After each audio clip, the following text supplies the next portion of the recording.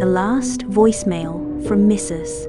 Calder arrived at 3 odd a.m., but no one listened to it until weeks later, long after the house had emptied again and its windows stared blankly into the street, the front door hanging open like a mouth that had forgotten how to speak.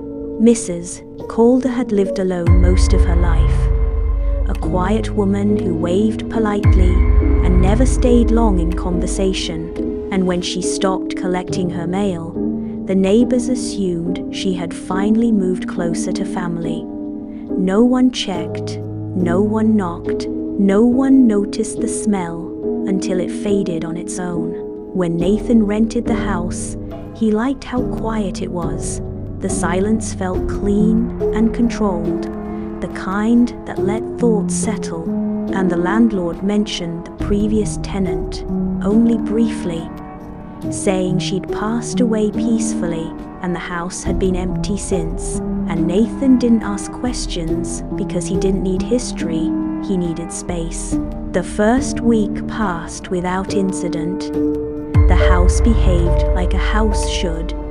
Pipes knocked, floors creaked, wind pressed against the windows and moved on.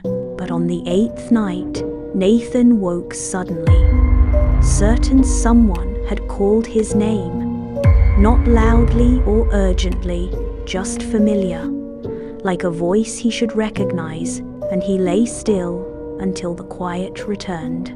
After that, small things began slipping. His keys were never where he left them. The hallway light turned itself on at the same time every night, and the smell returned. Not rot, but coldness, like damp stone and rain trapped indoors. On the 12th night, he found fingerprints on the bathroom mirror, faint and smeared, as if someone had pressed their palms there and slid downward slowly, and when he wiped them away, the glass fogged again, shaping itself into a distorted face whose mouth moved without sound.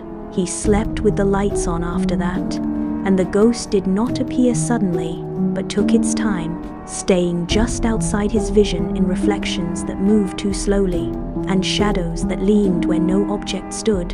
And Nathan felt followed, but not threatened. The presence felt careful, almost shy, as if afraid to scare him away.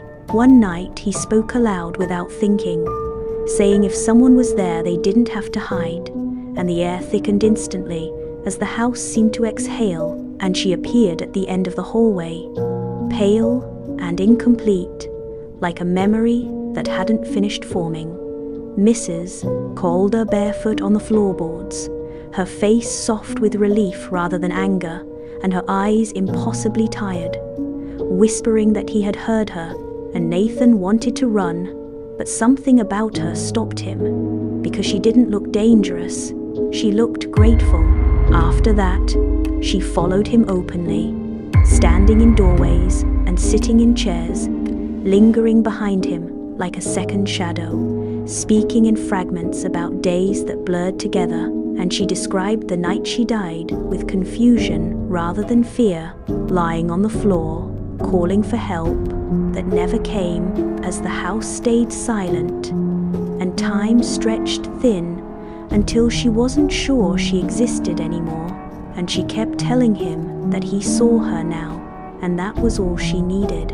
But seeing her came at a cost. Nathan began losing hours, finding himself standing in rooms without remembering why, his reflection lagging behind him in mirrors, his phone no longer recognizing his fingerprint, his own voice sounding distant. And as he faded, Mrs.